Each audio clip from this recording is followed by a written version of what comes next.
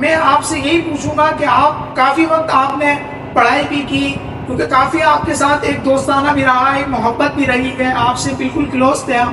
تو میں آپ سے یہی سوال کرنا چاہوں گا کہ آپ اس حکمت میں کیسے آئے، ہمارے ناظرین کو اس کے بارے میں تھوڑا سا بتائیے.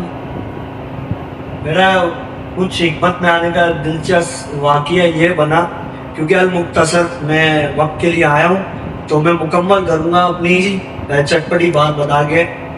دراصل میرے نانا بھی طبیب تھے اور میرے ددیال سے بھی حکمت چلی آ رہی ہے، میرے ننیال سے بھی چلی آ رہی ہے.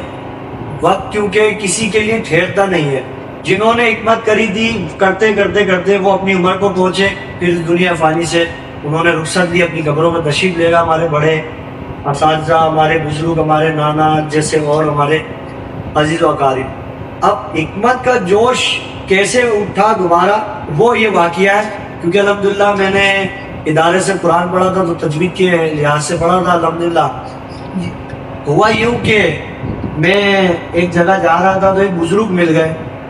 بزرگ نے کہا کہ حضور اعلیٰ آپ مجھے لگتا ہے کہ نا میں ایک قاری ہیں. میں نے کہا جی الحمدللہ میں قرآن پڑھاتا بھی پڑھتا بھی ہوں. تو انہوں نے کہا حضرت کیا آپ مجھے قرآن پڑھا دیں گے؟ میں نے کہا کیوں نہیں پڑھائیں گے، آپ فلاں مسجد میں آ جائیں، میں وہاں بیٹھتا ہوں، عشاء نماز پڑھتا ہوں، وہاں پڑھ لیں گے. انہوں نے کہا نہیں آپ میری دکان پہ آئیں.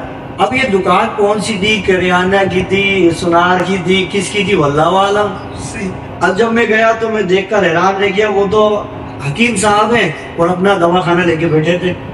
اب وہ کوٹتے تھے تو اس کی آواز مجھے کانوں میں جب لگتی تھی، آنکھوں سے جب دوائیوں کا رنگ دیکھتا تھا تو میں ان سے سوالات کرتا تھا تو وہ مجھے اس کے فائدے بتاتے تھے، اس کے فائدے بتاتے تھے. میں نے کہا حضرت مجھے اس کی کوئی اجرت تو نہیں چاہیے قرآن پڑھانے کی، لیکن مجھے حکمت چاہیے آپ سے.